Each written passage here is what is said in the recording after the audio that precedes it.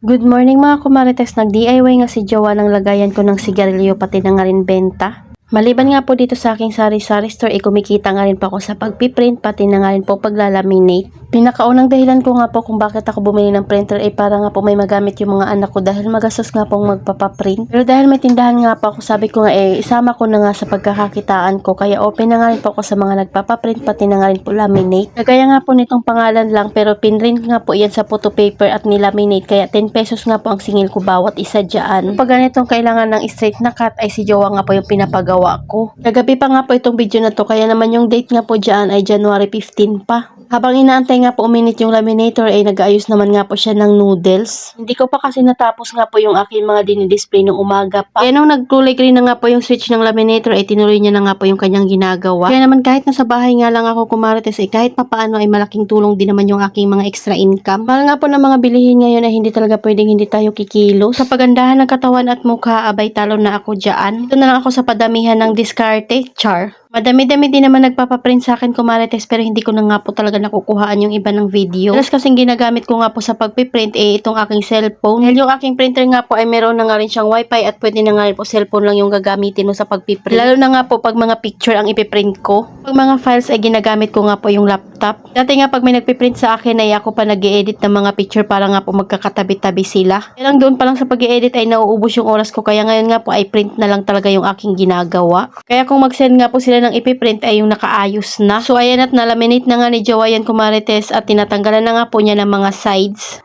At lalagyan niya nga rin po ng shape yung pinakagilid niya. Apat na ganito nga po yung pinagawa sa akin kumarites at meron pang dalawang pangalan. Yung pricey siya dahil yung ginamit ko nga po dyan ay photo paper. Tapos naman ay kailangan pang ilaminate. So ayan, at natapos na nga ito ni Jowa kumarites. Ito naman nga po yung pangalawa niyang ginawa. Dito sa pangalawa nga po ay 8 pesos nga po ang isang singil ko dito. Ito naman nga po yung pinakaluma kong lagayan ng sigarilyo at minsan nga po ay hindi nakasya, lalo na nga po pag marami ng bariyang nakalagay. Pag nagsusukli nga po ay kailangan mo pang tanggalin dyan yung mga nakalagay bago mo nga makuha yung bariya. Ito, ginawa na nga ako ni Jowa ng lagayan na nakahiwalay nga po yung mga bayad pati na nga po yung sigarilyo. Tanggal ko nga po yung plastic na nakabalot dyan para naman maganda nga po tingnan. Ang sabi ko nga igawaan niya ako ng cash box nga kumarites na ganito din. Pero hiwalay-hiwalay nga po yung bawat halaga ng pera. Ito naman nga po talaga yung lagayan ko ng pera kumarites, pero gusto ko nga po yung ganito na para nga po hindi na nga po lilipat-lipat yung mga pera. Doon nga po sa ginagamit kong lagayan ng pera, pag medyo maparami nga po yung benta ay mahihirapan ka na nga magsukli. Tatakpan na kasi yung mga bariya ng mga papel. Ako pinakita sa kanyang design na gusto kong gayahin niya. Sakto naman nga po na gumawa siya ng ganito dahil yung lagayan ko nga po ng sigarilyo 3 years na nga po iyon. Hindi ko nga po ito inutos sa kanya pero kusa niya na nga pong ginawa. Lumang-luma na nga po yung dati kong lagayan ng sigarilyo at ito na nga po siya ngayon.